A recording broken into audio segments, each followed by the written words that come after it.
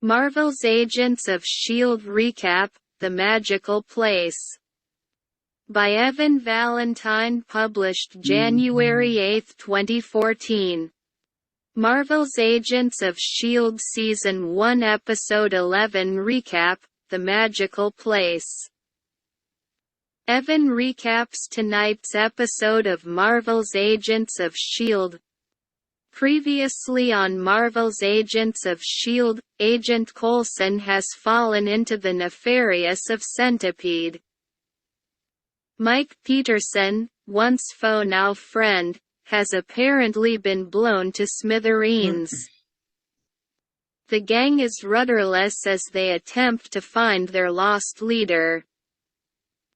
Will the agents be able to put an end to Centipede's scheme? Will Agent Coulson's mysterious resurrection be explained in full? Mysteries revealed in this episode, entitled, The Magical Place. Hit the jump for our recap. Our episode begins with a neat little action scene featuring the agents taking down some smugglers of Chitauri, the alien antagonists from the Avengers Metal. This was a good way to reintroduce the characters to the audience coming back from winter break, with every member of the team working in unison and having unique, yet essential, roles. Well, almost essential anyway, as Fitz and Simmons controlling a handful of tiny airplane flashlights was a tad odd. But I guess that's a perfect analogy for Fitz and Simmons as part of the team anyway. Cue the smuggler running into Victoria Hand on the roof with a battalion of S.H.I.E.L.D. agents armed to the teeth. Right off the bat, it was nice to see two problems I've been having with the show overall addressed, in that the gang is recognized as part of a large organization. Not just handling missions on their own, and each member of the team is given something to do. Watch next. Simmons states at one point of the episode, as their airplane HQ is teeming with other agents, "I think it's good that they're here," which I completely agree with. I think one thing that has been lacking from a lot of the episodes was a sense of energy that is gained by having the team seem like it's a part of a cog in a much larger machine. It makes the stakes seem more real and more threatening than when you had just had a handful of agents who were constantly fish out of water. Hand, acting leader of the team while Coulson is MIA, is a great foil for everyone in the group, and I certainly smirked when she instantly discovered Sky's usual shenanigans and instantly put a stop to them, ordering her off the plane.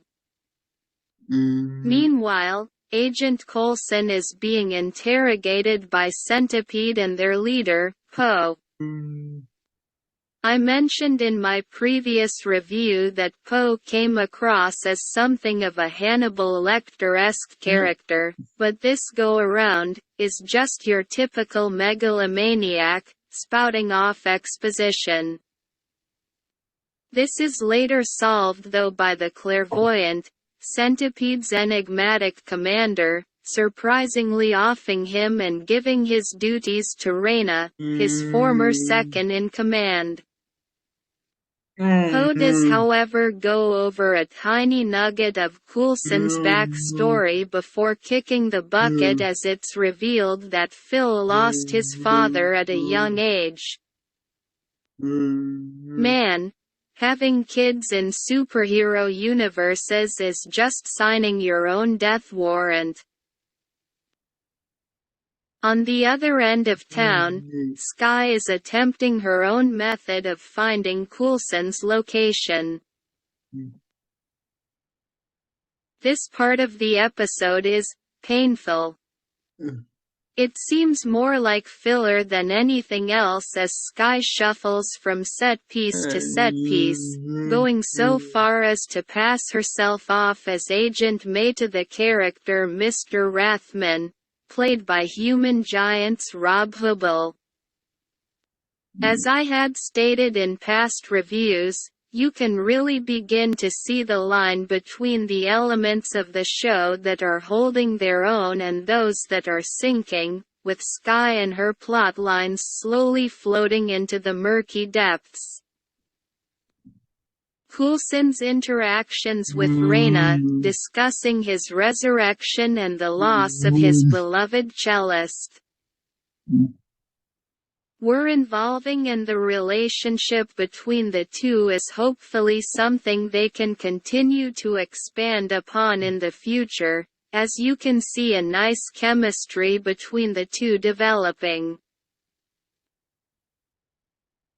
The reveal of another aspect of Coulson's resurrection had me pretty shocked, to be honest, not so much in that S.H.I.E.L.D. was responsible for his return, but how dark the scene was that played out. Coulson on a slab with his exposed brain being worked on methodically by a creepy-looking robot under Fury's orders as he begged to die was a pretty horrific scene.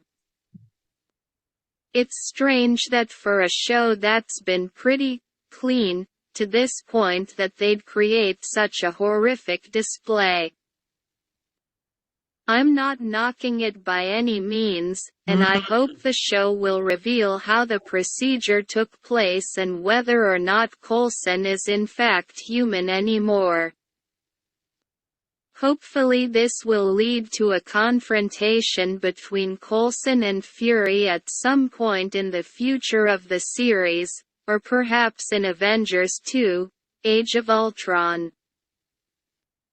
The final stinger of Mike Peterson being alive, albeit missing a leg and having several horrific burns on his person, was welcome, as I dug the actor and the character overall. In summary, I think that it was a serviceable return for the series. I'll let you in on a little secret. Over the holiday break, I began really getting into Arrow and am wrapping up the first season of that. That show really helps to demonstrate a lot of what S.H.I.E.L.D. could be doing, and more importantly, should be doing to make itself better in future episodes.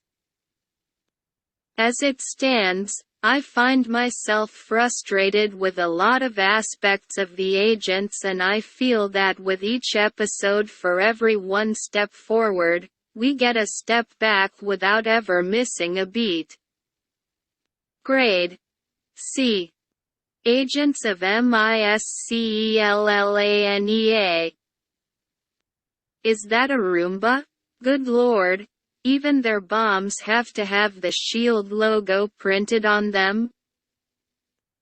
To say nothing of the giant S.H.I.E.L.D. firewall that accesses a coffee shop full of computers when Skye is trying to break in. Glad to see the day was saved by OnStar. A little more subtle with the product placement, guys. We have something for you. You made me a sandwich? That's the worst that could happen. Just hit it. It Okay. is that. See, So there it is. clutch. Where's Steve? Rbjdhcfnbf. Want to get Remember organized this our year? safe word? Manscaping. What is it with the flowers? Who doesn't like flowers? Watch the promo for next week's episode. As a full-time roller Seeds. skater, I would get tax paperwork, the I-9s, the invoices, 1099s. It can be a headache, but with TurboTax, it was a sigh of relief. TurboTax makes it easy to get my taxes done, even if my situation changes.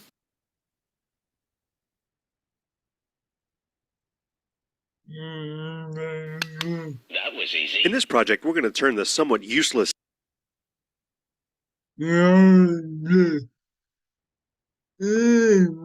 Staples Easy button into something more fun. You're going to need. That was easy. In this project, we're going to turn the somewhat